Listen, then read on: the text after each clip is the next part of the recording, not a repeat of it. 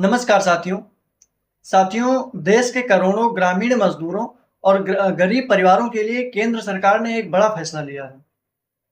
अब गांव में रोजगार की तस्वीर बदलने वाली है, क्योंकि 1 जुलाई 2026 से मनरेगा की जगह एक नई व्यवस्था लागू होने जा रही है। इस नई योजना का नाम है बीवीजी रामजी एक्ट, यानी विकसित भारत गारंटी फॉर रोजगार एंड आजीविका मिशन ग्रामीण।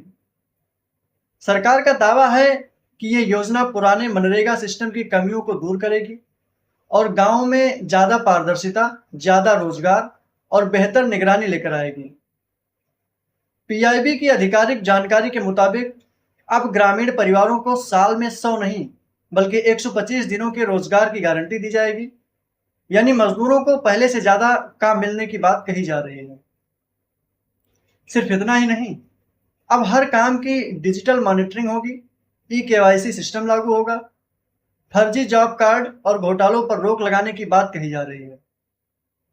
सरकार यह भी कह रही है कि ग्राम पंचायतों की भूमिका पहले से ज्यादा मजबूत होगी, ताकि गांव स्तर पर ही रोजगार और विकास के फैसले लिए जा सकें।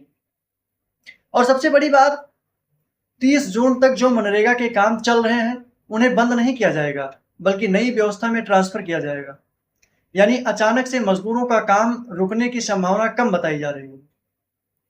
अब सवाल यह है कि क्या यह नई योजना सच में गांव की तस्वीर बदल पाएगी, क्योंकि मनरेगा को लेकर सालों से भ्रष्टाचार, फर्जी हाजिरी, भुगतान में देरी और बिचौलियों की शिकायतें आती रही हैं।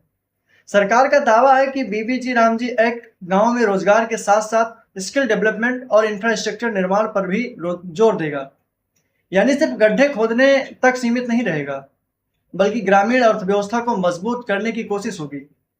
लेकिन विपक्ष और कई सामाजिक संगठनों की नज़र अब इस बात पर रहेगी कि क्या मजदूरों को समय पर पैसा मिलेगा, क्या रोजगार वास्तव में बढ़ेगा और क्या नई डिजिटल व्यवस्था गांव में सही तरीके से लागू हो पाएगी।